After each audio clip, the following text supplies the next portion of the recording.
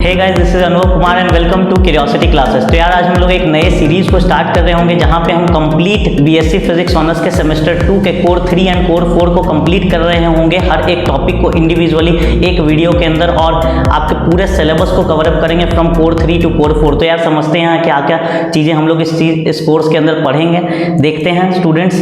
तो सबसे पहले स्टार्ट करते हैं पहले कुछ बेसिक इंट्रोडक्शन के साथ। हम लोग स्टार्ट करते हैं आज के पहले वीडियो को। तो हम लोग को सेमेस्टर 2 के अंदर 2 पेपर पढ़ने हैं, ठीक है, कोर 3 एंड कोर 4, ठीक है स्टूडेंट्स। कोर 3 एंड कोर 4 को हम लोगों को पढ़ना है, जिसमें 2 कोर पेपर के अंदर हमें टोटल 7 स्मॉल यूनिट्स में डिवाइडेड है हमारा सिलेबस, ठीक है। 7 स्मॉल यूनिट्स के अंदर हमारा डिवाइडेड है पूरा सिलेबस, और इन 7 यूनिट्स के अंदर फिर सब टॉपिक्स हैं स्टूडेंट्स, ठीक है। तो हम लोग स्टार्ट करेंगे आज सबसे पहले कोर नंबर 3 को, ठीक है, कोर पेपर 3 को, जहाँ पे हम इलेक्ट्रिसिटी एंड मैग्नेटिज्म को हम लोग डिस्कस कर रहे होंगे, ठीक है स्टूडेंट्स। तो सबसे पहले एक बात जान लेते हैं कि क्या क्या चीज़ें हम लोगों को पढ़ना है इस सेमेस्टर 2 के कोर 3 पेपर के अंदर। तो बेसिकली ये पूरा हमारा जो कोर 3 है ये टोटली इलेक्ट्रिसिटी एंड मैग्नेटिज्म है। इलेक्ट्रिसिटी एंड मैग्नेटिज्म के अंदर भी बहुत सारे टॉपिक्स हैं, तो देखते हैं सिलेबस के अंदर क्या क्या चीज़ें हैं और हम लोगों को पढ़नी। तो यहाँ पे देखिए, यहाँ पे मैंने सिलेबस ऑफिशियल जो हमारा सिलेबस है व्यू का, उसको मैंने यहाँ पे अपलोड कर रखा है। आप देख सकते हो कि हमें सबसे पहले इलेक्ट्रिक फील्ड एंड पोटेंशियल पढ़ना है, इलेक्ट्रिक पोटेंशियल, जिसके अंदर कुछ सब टॉपिक्स हैं, जहाँ से कि conservative nature of electric field, electrostatic potential, Laplace and Poisson's equation, very very important, और इससे कार्टेशियन कोऑर्डिनेट्स में सॉल्यूशन। फिर मल्टीपोल एक्सपेंशन जैसे टॉपिक्स है, जहाँ पे हमें monopole, dipole, quadrupole, Gauss law पढ़ना है। इंटीग्रल फॉर्म में आपने पढ़ रखा है क्लास 12th के अंदर, इस बार हमें डिफरेंशियल फॉर्म के अंदर पढ़ना है, ठीक है। What is differential form, mainly integral form भी पूछा जाता है, ठीक है, डिफरेंशियल एंड इंटीग्रल फॉर्म। फिर हमें यूनिकनेस थ्योरम समझना है स्टूडेंट्स। इसी तरह हमें एनर्जी डेंसिटी है, और सेकंड टॉपिक है इलेक्ट्रिक प्रॉपर्टीज ऑफ मैटर। इस तरह से हमें टोटल 7 टॉपिक्स है, transients, magnetic properties of matter, electrical circuits, network theorem, ballistic galvanometer, इस तरह से टोटल 7 टॉपिक्स हैं हमारे इस बार सिलेबस के अंदर, ठीक है, कोर 3 पेपर के अंदर। हम लोग इस लेक्चर के अंदर आपको कंप्लीट समझा रहे होंगे कि कैसे कैसे क्वेश्चंस आते हैं, क्या क्या चीज़ें हैं, और अदर देन सिलेबस भी कुछ ऐसे थिंग्स हैं जो मुझे लगे कि बहुत ज़्यादा इंपॉर्टेंट है फॉर एवरी स्टूडेंट्स जो कि बीएससी कर रहा है अपने फिजिक्स ऑनर्स के अंदर, और उसे जानना ही चाहिए इलेक्ट्रिसिटी मैग्नेटिज्म के अंदर। तो मैंने कुछ एक्स्ट्रा रेफरेंसेस के वीडियोस भी बनाए हैं, जो इस कंप्लीट सीरीज, यानी जो हमारा पहला टॉपिक होगा इलेक्ट्रिसिटी मैग्नेटिज्म, उसके पहले टॉपिक के बाद मैं कुछ एक्स्ट्रा चीज़ें वो भी पुट कर रहा हूँ एक वीडियो के अंदर, आप उन्हें भी देख सकते हो। If you are interested in physics and doing physics honours, please follow our lecture series. This is a complete lecture series जहां हम आपको आंसर्स, क्वेश्चंस और पीवाईक्यूज भी करा रहे होंगे, जो भी प्रीवियस ईयर क्वेश्चंस आए हुए हैं कॉलेजेस में, ठीक है, हमारे कॉलेजेस के अंदर, और उनको कवर अप कर रहे होंगे इस टॉपिक के अंदर। तो यार स्टार्ट करते हैं। सबसे पहले आज हम लोग पहला टॉपिक को स्टार्ट करेंगे, जो कि आप देख सकते हो यहाँ पे इलेक्ट्रिक फील्ड एंड पोटेंशियल है। Electric field and electric potential, जहाँ conservative nature of electrostatic field पढ़ना है। तो देखते हैं इस इलेक्ट्रिक फील्ड एंड पोटेंशियल के अंदर हमें क्या क्या चीज़ें समझनी है। तो सबसे पहले यहाँ पे हम लोग देखते हैं सिलेबस को, electric field and electric potential के कंप्लीट सिलेबस को, कि कौन कौन से टॉपिक्स है जो हम लोगों को इस के अंदर पढ़ने हैं electric field and electric potential के अंदर। तो देखिए सबसे पहला टॉपिक जो है हमारा वो है conservative nature of electric field. दूसरा टॉपिक है हमारा इलेक्ट्रोस्टैटिक पोटेंशियल। तीसरा टॉपिक है हमारा Laplace and Poisson's equations and its solutions in Cartesian coordinates. फिर यूनिकनेस थ्योरम समझना है स्टूडेंट्स, बहुत इंपॉर्टेंट है और बहुत ही ज़्यादा मजेदार रहेगा। यूनिकनेस थ्योरम जब आप पढ़ रहे होगे आपको पता चलेगा एक्चुअल में जो फिजिक्स है, इलेक्ट्रोडायनामिक्स है, वो कितना इंटरेस्टिंग है। गॉस लॉ इंटीग्रल फॉर्म में, जो आपने 12th में भी पढ़ रखा है, ठीक है, लेकिन इसी का हम लोग डिफरेंशियल फॉर्म पढ़ेंगे। और इसके बाद एक बहुत ही इंपॉर्टेंट टॉपिक जो CSIR नेट के लिए भी इंपॉर्टेंट है, ये है मल्टीपोल एक्सपेंशन, ठीक है। वैसे तो ये सारी ही चीज़ें CSIR नेट के अंदर भी है, लेकिन और IIT जैम के अंदर भी है, लेकिन हम लोग समझते हैं ये जो मल्टीपोल एक्सपेंशन है ये बहुत इंपॉर्टेंट है, जहाँ हम लोग मोनोपोल, डाईपोल, क्वाड्रोपोल को पढ़ रहे होंगे। चलिए मैं आपको कुछ बेसिक बातें और बता दूं। ये जो सारे टॉपिक्स मैंने यहाँ लिख रखे हैं ये ऑफिशियल सिलेबस से ही लिए गए हैं। और एक चीज़, यहाँ पे जितने भी टॉपिक्स आपको दिख रहे हैं इन सब पे प्रीवियस ईयर क्वेश्चंस आ चुके हैं, चाहे वो conservative nature of electrostatic field हो, इलेक्ट्रोस्टैटिक पोटेंशियल हो, लैपलेस थ्योरम, लैपलेस इक्वेशन, या फिर पॉइजन्स इक्वेशन हो, कार्टेशियन कोऑर्डिनेट्स में उसके सॉल्यूशंस की बात कर रहे हो, या यूनिकनेस थ्योरम को बोलें, ये सब कुछ ही, या फिर मल्टीपोल एक्सपेंशन हो, या फिर गॉस लॉ, ये सब कुछ हमारे एग्जाम्स में पूछे जा चुके हैं प्रीवियस में। तो हम लोग जब PYQs के अलग से लेक्चर्स बना देंगे जहां आपको बता रहे होंगे कि कैसे आंसर्स को लिखना है, और हम लोग मॉडल आंसर्स भी अपलोड कर देंगे। ये सारे वीडियोस के आपको लेक्चर्स नोट्स मिल जाएंगे, ठीक है, लिंक में। अभी हम लोग स्टार्ट करते हैं हमारे पहले टॉपिक को, conservative nature of electric field को, ठीक है। तो यहाँ पे conservative of nature of electric field को स्टार्ट करेंगे, लेकिन उससे पहले हम लोग समझते हैं कि conservative nature of electric field क्या है। देखिए student, conservative nature of electric field कहने का ये मतलब है कि कोई भी इलेक्ट्रोस्टैटिक फील्ड जो हमारा इलेक्ट्रिक फील्ड है, इलेक्ट्रोस्टैटिक इलेक्ट्रिक फील्ड, ठीक है, ये पाथ इंडिपेंडेंट होता है। यानी जो हमारा इलेक्ट्रिक फील्ड होता है वो पाथ पे डिपेंड नहीं करता है। लेकिन इस बात को समझने के लिए, इसके प्रूफ को समझने के लिए हम लोग को एक टॉपिक पहले समझना होगा जिसे हम लोग बोलते हैं line integral of electric field. आपने लाइन इंटीग्रल सेमेस्टर 1 के अंदर पढ़ रखा है, मैथमेटिकल टूल्स के अंदर, ठीक है, जो हमारा मैथमेटिकल फिजिक्स था बेसिकली, कोर पेपर 1, ठीक है। तो हमारा उसके अंदर आपने लाइन इंटीग्रल पढ़ रखा है, लेकिन आज हम लोग समझेंगे line integral of electric field. अगर नहीं भी पढ़ रखा है तो इस लेक्चर को देखिए, आपको समझ में आ जाएगा line integral of electric field क्या है। इसीलिए मैंने पहले लाइन इंटीग्रल को बनाया। तो इस वीडियो के अंदर हम लोग लाइन इंटीग्रल को डिस्कस कर रहे होंगे, नेक्स्ट वीडियो के अंदर कॉन्जर्वेटिव नेचर और उसके प्रूफ को डिस्कस कर रहे होंगे। लेकिन कॉन्जर्वेटिव नेचर में आपको लाइन इंटीग्रल मेंशन करना होता है, इसीलिए फर्स्ट वीडियो ये है। तो चलिए स्टार्ट कर रहे हैं line integral of electric field. ये लाइन इंटीग्रल क्या है, ठीक है, इलेक्ट्रिक फील्ड का।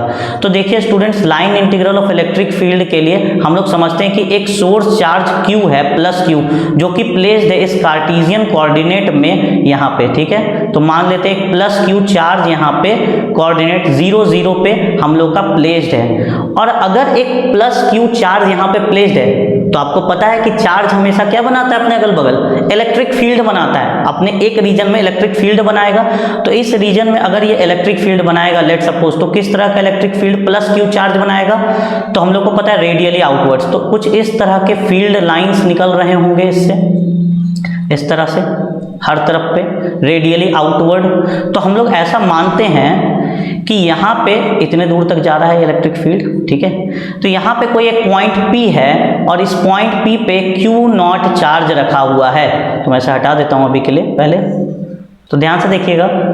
तो हम लोग मान लेते हैं कि एक Q चार्ज है, प्लस Q चार्ज, और एक टेस्ट चार्ज है Q0 जो कि P पॉइंट पे प्लेस्ड है। हम लोग इसे लिख लेते हैं कि एक प्लस Q चार्ज है और यहाँ पे कहीं एक पॉइंट P है जिसपे कि एक Q0 चार्ज प्लेस्ड है। और अगर एक Q0 चार्ज P पॉइंट पे प्लेस्ड है तो जैसा कि मैंने अभी आपको इलेक्ट्रिक फील्ड बनाकर दिखाया, उस P पॉइंट पे भी कुछ इलेक्ट्रिक फील्ड आ रहा होगा, और इस इलेक्ट्रिक फील्ड के वजह से इस P पॉइंट पे कुछ फोर्स लग रहा होगा।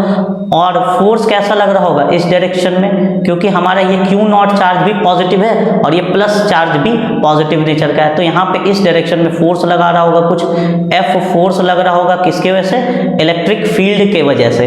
तो हम लोग ऐसा बोल सकते हैं यहाँ पे इसको फोर्स लगा रहा होगा। तो अब देखिए ये फोर्स कितना होगा, आपने क्लास 12th में पढ़ रखा है इलेक्ट्रिक फील्ड इंटेंसिटी कितना होता है। यानी किसी भी पॉइंट पे अगर किसी चार्ज के इलेक्ट्रिक फील्ड में किसी भी पॉइंट पे अगर दूसरे चार्ज को प्लेस किया जाएगा तो वो एक फोर्स एक्सपीरियंस करता है, हमने ये पढ़ रखा है। तो वो फोर्स कितना होता है, हमने इलेक्ट्रिक फील्ड के फॉर्मूला से जानते हैं F/Q0। तो अगर अब हम फोर्स की वैल्यू निकालें तो हम लोग बोल सकते हैं कि F जो होगा वो Q0 टाइम्स E होगा। F जो होगा वो कितना होगा, Q0 टाइम्स E होगा। देखिए मैंने यहाँ पे लिख रखा है, आप देख सकते हो, मैं हाईलाइट कर दे रहा हूँ, ठीक है। तो due to the presence of plus Q charge, जो कि यहाँ पे सोर्स चार्ज है हमारा, इस वजह से एक फोर्स Q0 पे लग रहा होगा, जो फोर्स किसके बराबर होगा, हमारा Q0 E के बराबर होगा। कितना होगा, Q0 E के बराबर होगा। आपको यहाँ पे मैंने दिखा दिया कि कैसे वो Q0 E के इक्वल है, ठीक है स्टूडेंट्स। अब अगर इस Q0 चार्ज पे एक फोर्स लग रहा है, ठीक है, तो उसको मूव करेगा, लेकिन अगर ये मूव करेगा तो फिर दिक्कत है। इसीलिए हम लोग एक अपोजिट फोर्स लगा रहे होंगे, कितना के इक्वल, ठीक उसी अमाउंट के इक्वल, यानी Q0 E के ही ठीक इक्वल एक अपोजिट फोर्स लगा रहे होंगे इस Q चार्ज पे। ये जो Q चार्ज है यहाँ पे, ये जो Q चार्ज है ना, इस सोर्स चार्ज की वजह से इस पे एक फोर्स लग रहा है P पॉइंट पे जो Q0 चार्ज है। अब अगर इसे इक्विलिब्रियम में रखना है, यानी उसी पॉइंट पे रखना है, तो हमें एक और फोर्स लगाना होगा अपोजिट डायरेक्शन में, ठीक अपोजिट डायरेक्शन में, ताकि वो बैलेंस्ड रहे, ठीक है, इक्विलिब्रियम में रहे। तो हमने एक और फोर्स अप्लाई कर दिया -F, ठीक है, to remain it in this position. तो इसको थोड़ा इरेज कर लेते हैं। तो यहाँ पे हमने क्या बनाया था कि एक हमारा Q नॉट चार्ज था P पॉइंट पे, और इस पे लग रहा था एक फोर्स जो कि इस डायरेक्शन में इलेक्ट्रिक फील्ड लगा रहा था, और अब हमने एक और फोर्स लगा दिया -F to remain it in this position. ठीक है, अब हम लोग क्या करते हैं, एक और फोर्स यहाँ पे लगा, ये x ये y और ये z एक्सिस, यहाँ पे कोऑर्डिनेट 0 0, यहाँ पे हमारा रखा हुआ है चार्ज प्लस q। ठीक है, तो अब हम लोग यहाँ पे क्या करते हैं, इस छोटे से जो चार्ज है, टेस्ट चार्ज q नॉट है, इसे थोड़ा सा मूव करने देते हैं। ठीक है, अब यहाँ पे क्योंकि इक्विलिब्रियम में, अब थोड़ा सा इसको मूव करने देते हैं, छोटा सा डिस्टेंस dl, एक छोटे से dl डिस्टेंस को मूव करने देते हैं इस चार्ज को q नॉट को यहाँ से यहाँ तक। अगर छोटा सा डिस्टेंस मूव करेगा dl तो वर्क डन कितना होगा, छोटा सा होगा स्टूडेंट्स, कितना होगा, एक छोटा सा अगर डिस्टेंस q को हम लोग मूव करने देते हैं q नॉट को dl डिस्टेंस, तो डिस्प्लेसमेंट भी dl, और वर्क डन कितना होगा, एक्सटर्नल फोर्स लगाएं तभी वो मूव किया है तो छोटा सा वर्क डन होगा, क्योंकि हमारा जो डिस्प्लेसमेंट हुआ है वो छोटा सा हुआ है। अगर डिस्प्लेसमेंट छोटा सा है तो हमारा डिस्प्लेसमेंट छोटा सा है तो वर्क डन भी छोटा सा होगा, दैट इज dw। ये dw कितना होगा, अच्छा हम आपने पढ़ रखा है एक चीज और कि वर्क डन का फॉर्मूला, अरे वर्क डन का फॉर्मूला हमेशा से पढ़ रखा है कि F डॉट S होता है, यानी F vector dot S vector यानी डिस्प्लेसमेंट वेक्टर, यानी फोर्स इनटू डिस्प्लेसमेंट होता है। क्या होता है, फोर्स इनटू डिस्प्लेसमेंट होता है। अगर work done force into displacement होता है तो छोटा सा वर्क डन dw क्या होगा, dw हम लोगों का होगा, यहाँ पे फोर्स कौन सा लगेगा, -F। ठीक है, और डिस्प्लेसमेंट छोटा सा, तो छोटा सा डिस्प्लेसमेंट कौन सा, dl।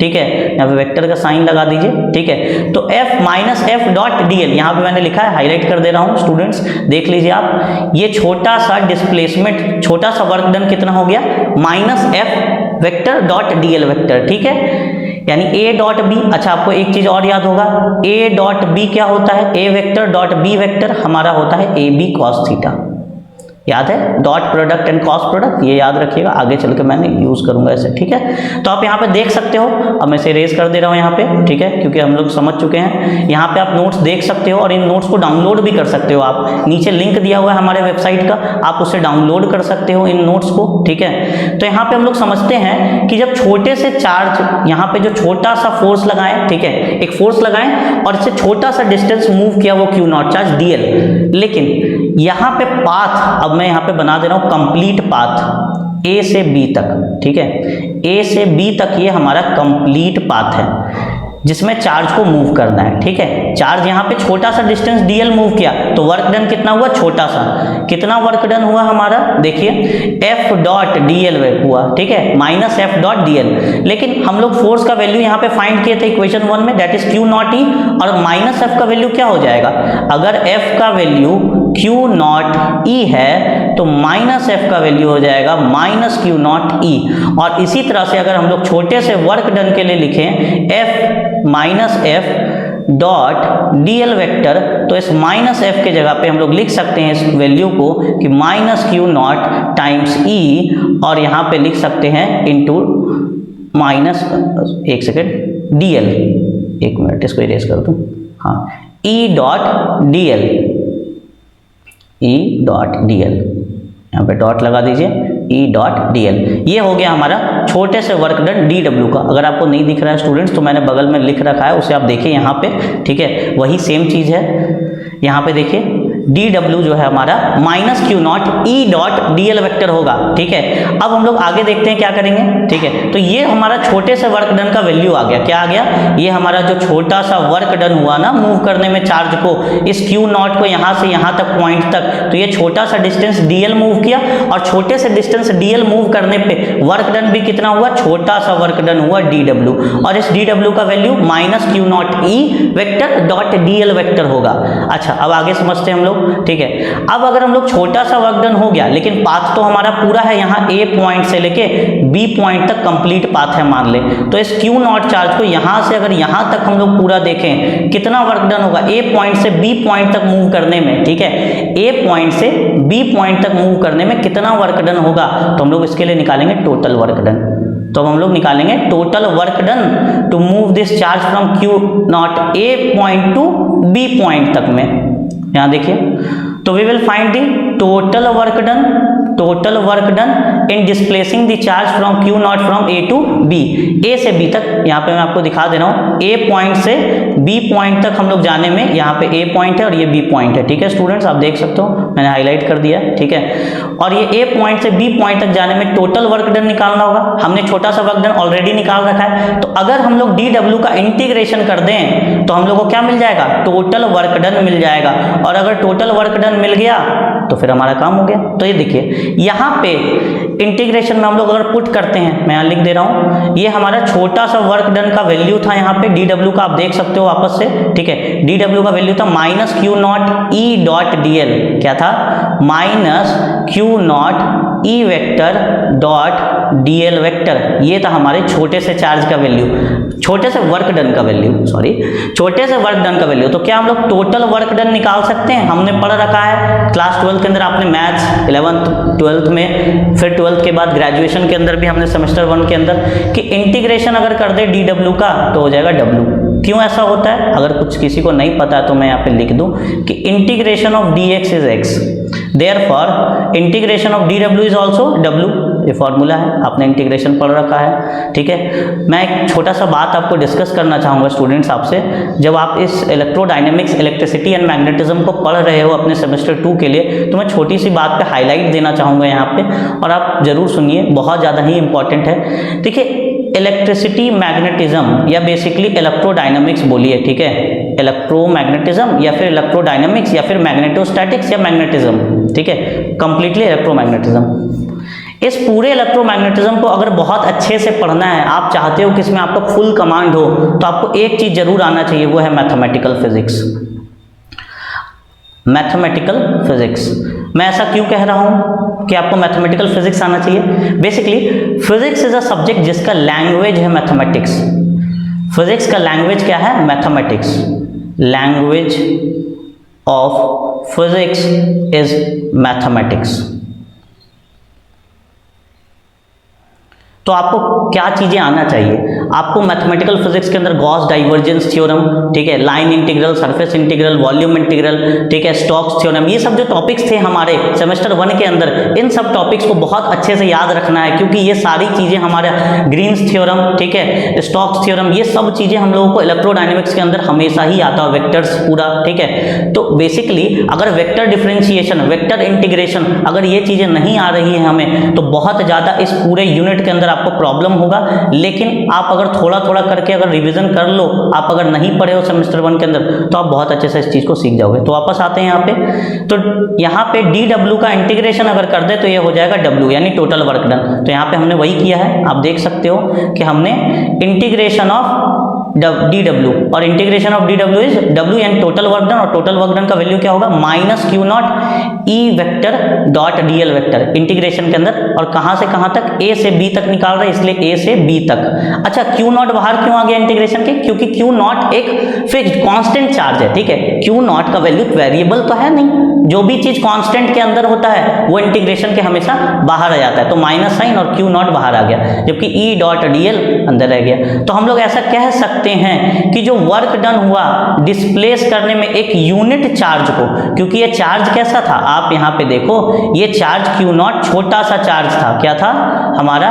छोटा सा चार्ज था क्यू नॉट, और इस छोटे से चार्ज को यानी टेस्ट चार्ज था, और इस टेस्ट चार्ज का वैल्यू कितना होता है? क्यू नॉट का 1 होता है। क्या होता है? क्यू नॉट का वैल्यू 1 होता है। अगर हमारा क्यू नॉट का वैल्यू 1 है, ठीक है, क्यू नॉट का वैल्यू 1 है, तो हम लोग ऐसा लिख सकते हैं कि यहाँ पे क्यू नॉट की जगह 1, तो हमारा वर्क डन कितना आ जाएगा?